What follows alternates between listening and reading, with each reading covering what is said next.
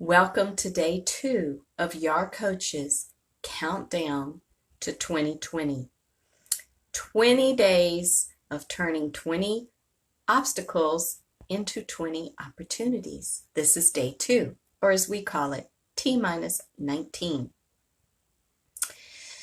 I'm going to tell you a story of a little girl who grew up in a house with her mom and her dad, who had older siblings. And at night her house was very dark. During the day there was a lot of good kid energy, but at night the house was very dark. And as she sometimes got up at night, the only light she saw was the orange tip of her mom's cigarette as her mom sat alone in the dark, pondering her own life choices. You can imagine what it was like when Christmas came and suddenly there was a giant tree in the middle of the house, lit up, glowing, tinsely and shiny.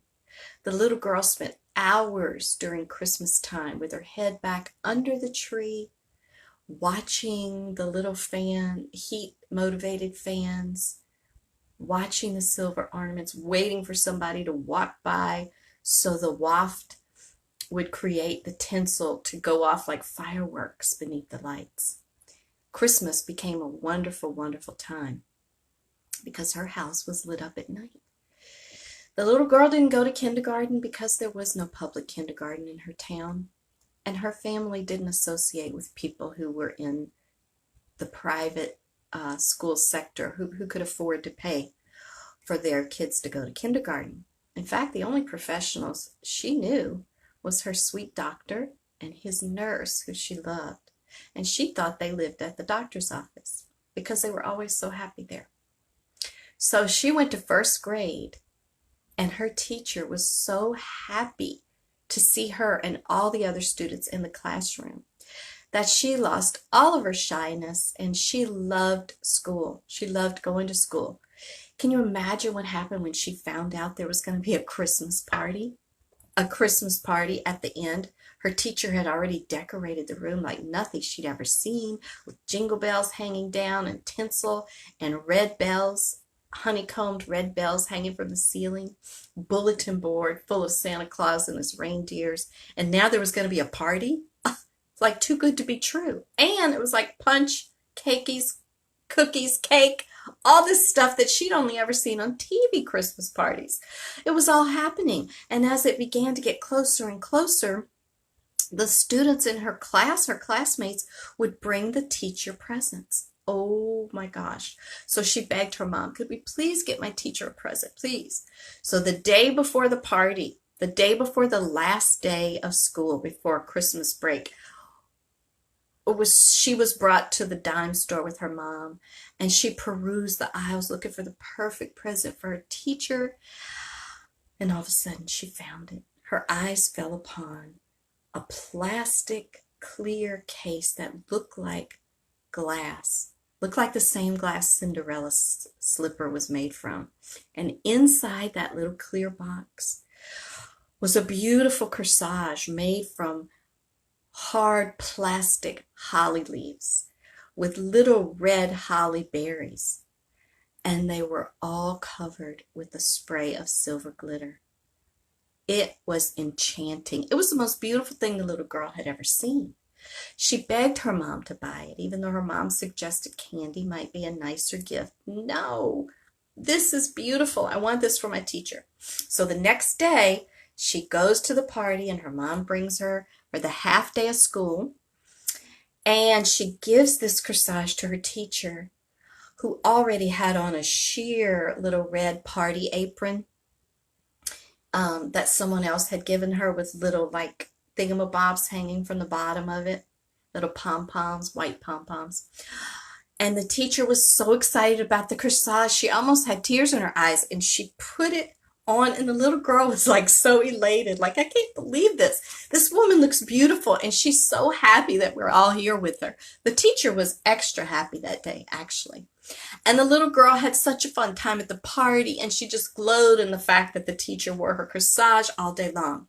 So when it came time to leave, And everybody was saying bye and Merry Christmas, and parents were coming to pick them up because you had to take your stack of papers home. They all had to take their papers home that day.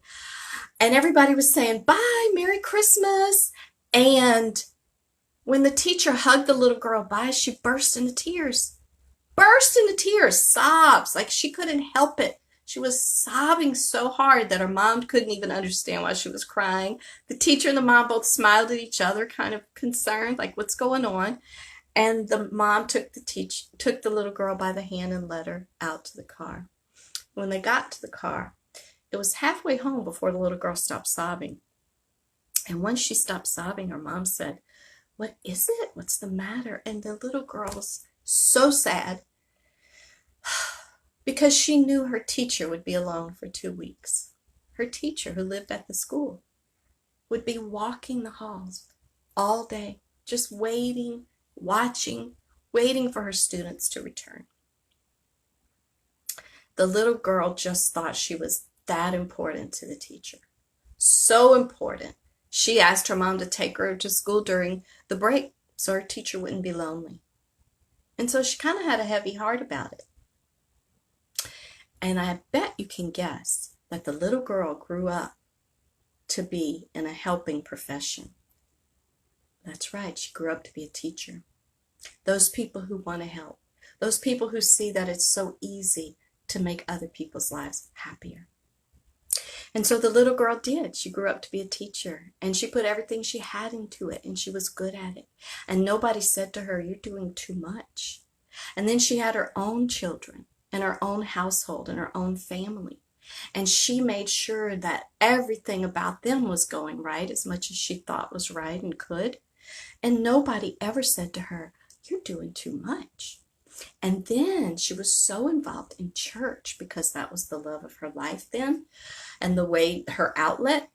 And she taught Sunday school and she taught Bible study and she went on retreats and led retreats. And nobody ever said to her, "You're doing too much." No, people love it, and they loved it. And finally, someone did say to her, "You might be doing a little too much." And it was her body that began to break down and have some little issues. She didn't listen to that.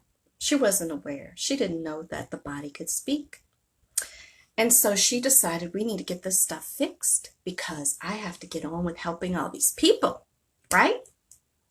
Especially since she came from a place that believed that the world was in trouble. And she had to be very careful if people weren't going to die and go to hell or have worse things happen to them.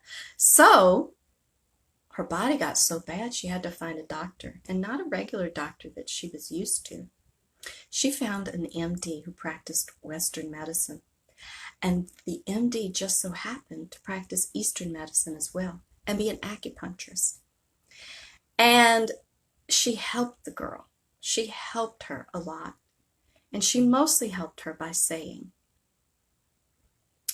"You realize that all the students that you help and all the families that you try to help have been there long before you became a teacher. And they are going to be there long after you're gone. You are not going to stop the flow of bad things that happen to people, no matter how much you try. They'll always be there." It's kind of like when Jesus said, the poor will be with you always. When people were getting on his case, he's like, "Look, poor people are going to be here always." You know how that thing that says when the student is ready, the teacher appears? Well, the girl finally began to get the message. And she began to realize that her body, that God spoke to her through her body, the universe, nature speaks through the body and lets us know when things aren't quite right. So if we're paying attention, we can fix that. Tension in the shoulders, headaches, all sorts of things. So the girl began to go on her own journey and realized that she had missed a lot of self-development in taking care of other people. She fortunately found the 8 stages of development of life and was able to go back, even though she was way out here in middle adulthood, she was sort of able to go back and figure out how to help herself grow up. Many of you watching this video, many of you who speak to me, are those people who are helpers and those people who care and who are just seem to be born with a lot of empathy and compassion for people, for everyone except yourself at times, right? So overreaching can causes an ouch. And if we're paying attention, we recognize that ouch. If we're not paying attention, sometimes we have to get down to where our body speaks to us with high blood pressure and all sorts of other things. So our obstacle for today is figuring out your overreach. The opportunity for you is to redefine your primary relationship responsibilities. In other words, who, when it all boils down, whether you're a teacher, a social worker, a doctor, a medical professional, what it all boils down to is who are you primarily responsible for? I mean, it might help you to think about Syria. Syrian refugees are fleeing their country because of violence today in our time. And who, if you had to flee your country, if you had to flee, who would you be taking with you? Who is your primary responsibility? And that sort of helps you narrow it down, because most of us feel like we're supposed to take care of everyone in our realm. I do know where it comes from. So basically, who are you taking the garbage out for these days? That's your primary responsibility in relationship. Okay? So that's all I'm asking you to do for today. My friend Nicole Riley, who is a very gifted counselor, says that it's okay to outgrow who you thought you were supposed to be. We grow up thinking we're supposed to be out there helping everyone we can. And so today I'm asking you to pull back from that and to ask yourself, who are my primary relationships? That's all I'm asking you to do. And I'm going to see you right back here tomorrow on day 3 of our 20 days turning obstacles to opportunities. Right here on Your Coach Facebook page and on the YouTube channel. Thanks. I love you. Thanks for being here with me. And I am going to see y'all tomorrow.